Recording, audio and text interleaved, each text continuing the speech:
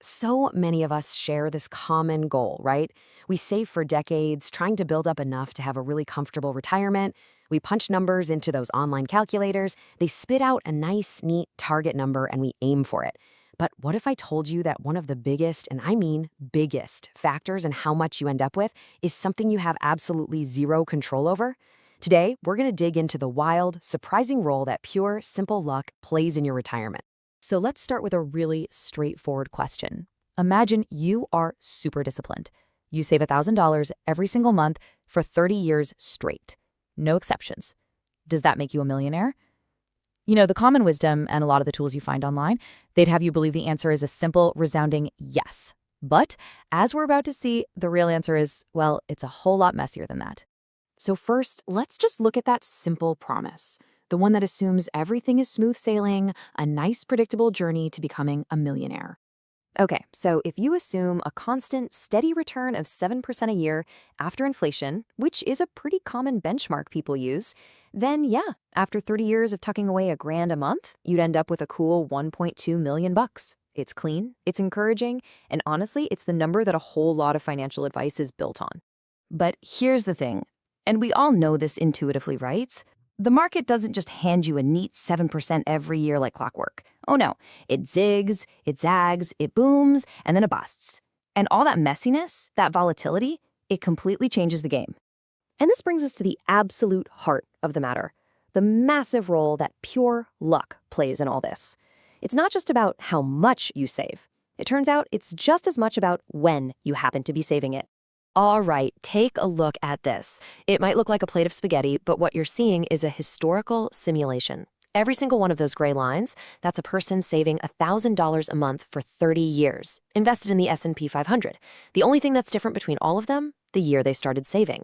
It's just incredible. This chart shows some people just barely squeaking over the million-dollar line, while others are way, way up there, all for following the exact same plan. So let's try to unpack these crazy results a little more. We'll start by focusing on this all-stock portfolio, the high-risk, high-reward approach. Now, this is where it gets really fascinating.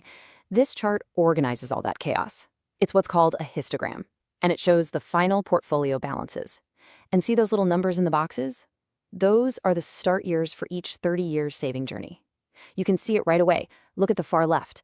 Those are the unlucky savers, the folks who happened to start in the early 1950s. And then, look all the way to the far right. Those are the luckiest ones, who had the incredible good fortune to start saving in the late 1930s. And the difference between them is just staggering. I mean, the unluckiest saver who did everything right, followed the plan to a T, and did their 30 years with just $527,000. Meanwhile, the luckiest saver, following the identical strategy, retired with over $2.4 million. Wow. Let me just put that another way so it really sinks in. The luckiest person ended up with 4.6 times more money than the unluckiest person. Think about that. Same savings, same discipline, same investment. The only difference was a different roll of the dice on what year they happened to be born and start their career. So, if going all in on stocks is such a roller coaster, what about playing it a little safer? Can we tame some of that wildness by diversifying a bit? Let's see what happens. So to test this, the source material ran the exact same simulation, but this time with a more conservative portfolio. It's a classic, a 50-50 split. Half your money in stocks, the other half in high-quality corporate bonds. The whole idea here is that the bonds are supposed to smooth out the ride when the stock market gets choppy. And this side-by-side comparison just illustrates the effect perfectly. On the left, you've got the all-stock portfolio we were just looking at. On the right, the new 50-50 portfolio. You can see it immediately, right? The results on the right are much more bunched up. Those crazy multi-million-dollar wins are gone, but all the outcomes are a lot more clustered together in the middle. Okay, let's put some hard numbers to that. So yeah, diversifying, it did exactly what you'd think. It lowered the ceiling. The absolute best case scenario dropped from 2.4 million down to 1.4 million. The median, or kind of the typical outcome, also fell from over 1.2 million to about $843,000.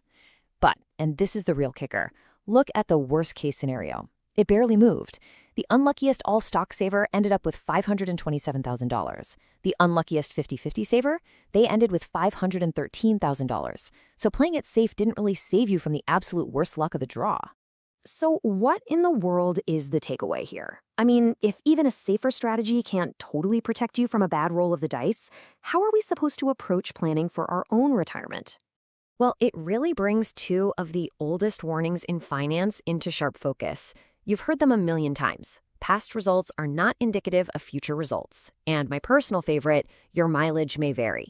This historical data, it isn't a crystal ball. Think of it more like a map that shows the huge range of possible destinations you could end up in, even if you followed the exact same road as everyone else. And that leads us to what is probably the single most important lesson from all of this. Don't anchor your entire financial future to a single average number that a calculator spits out. History shows us that our saving careers are, relatively short, and the 30 years we get might not look anything like the long-term market average. So the crucial thing is this: plan for a range of outcomes. Yeah, hope for the best, but you have to prepare for outcomes that could be substantially different and maybe a lot lower than the average. Because when it's all said and done, the only thing you can truly control is how you plan for that uncertainty.